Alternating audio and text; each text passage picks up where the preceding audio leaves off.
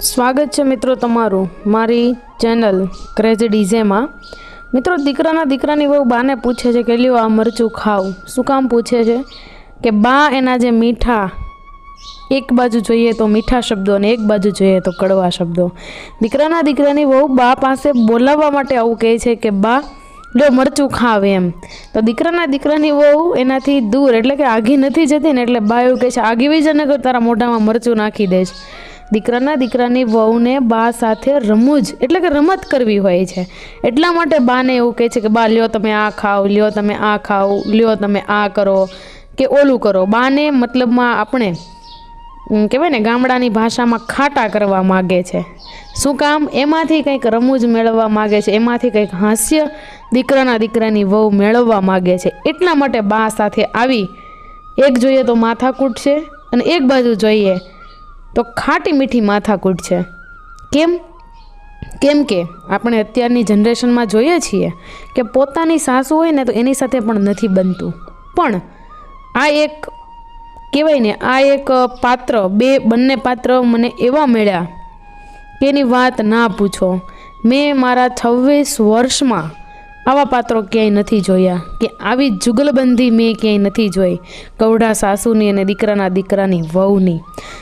ખરેખર મિત્રો આ જે દીકરાની વહુના જે ગુણો છે એ અત્યારની પેઢીની ગમે તે દીકરી હું હોઉં તોય ભલે અને આ વિડીયો સાંભળનાર કોઈ મોટી ઉંમરની મારી માતા હોય, મારી બેન હોય કે પછી મારી નાની ઉંમરની બેન હોય તો પણ ભલે મિત્રો હું એટલું જ કહીશ કે આ બંને પાત્રોમાંથી કંઈક શિખામણ લઈને જજો, કંઈક બે શબ્દો તમારી જિંદગીમાં ઉતારજો જેનાથી કોઈ વૃદ્ધના આશીર્વાદ તમે મેળવી શકો। બસ હું આ વિડીયો એટલા માટે જ બનાવું છું, મને કોઈ પૈસાની લાલચ નથી। મારે યુટ્યુબમાં ઓલરેડી 2 ચેનલ છે અને બંને ચેનલમાંથી પેમેન્ટ આવતા થઈ ગયા છે, પણ આ ચેનલ મેં એટલા માટે બનાવી છે કે મને આ એક પ્રકારનું કર્મ કરવા મળ્યું કે મને આમાંથી એવી શીખ મળી કે નહીં આ બંને પાત્રોમાંથી કંઈક લીધા જેવું છે અને સમાજ સાથે કંઈક વહેંચવા જેવું છે એટલા માટે હું આ વિડીયો બનાવું છું। જો મિત્રો તમને આ વિડીયો ગમે તો લાઈક કરજો, શેર કરજો અને અમારી ચેનલમાં તમે નવા મહેમાન આવ્યા હો તો અમારી ચેનલને જરૂરથી સબસ્ક્રાઈબ કરજો। નિહાળો મિત્રો આગળનો વિડીયો, મજા આવી જશે। Thank you.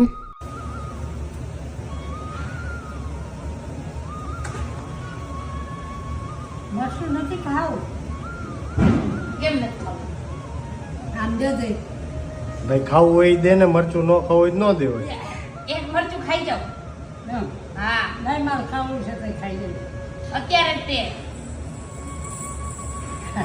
આમ તો જો મારી જો હું મરચું મોઢામાં નાખીશ હો તારા મારા તો બને જ થેપલા, હું બનાવું છું થેપલા। એટલે લાકડી લ્યો ને, લાકડી ક્યાં? ના એવું ન કરે કોઈ હા એને પણ એ આખું નથી ખાવું મારે કટકો હું કાપી લઈશ લાવીને બસ મારે ખાવું છે। નહીં ખાતા બા, નહીં ખાતા। જરીક ખાવ દો આંટી જા।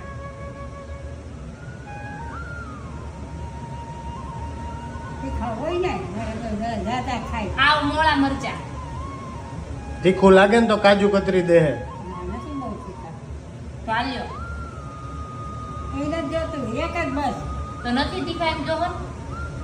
નો કહેવાય એમ કે તીખા છે નવરો હોય તો તીખા ન હોય ન કહેવાય। હળદર એ કાંઈ નથી જોતું ઓલી એક ઢેફલી દે। સવાઈ નહીં નાખી દે એક તો લીધી એક આ- મૂકજે ના જરીક જ જીનકું મૂકવું હોય નથી મૂકી દેતી બસ ત્રીજી કેટલાની? ત્રીજી બીજી ઉધરસ આવશે, ઉધરસ હા શરદી થઈ જાય। માંદા ખાવું છે તો ભલે તાર ઘીરે કોના ઘરે? તારી ઘીરે હું દવાખાને નહીં લઈ જાઉં। હું લઈ જઈશ।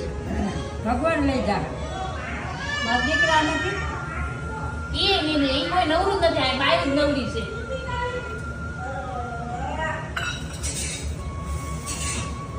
મારા દીકરા કોઈ ના જ ન પાડે હા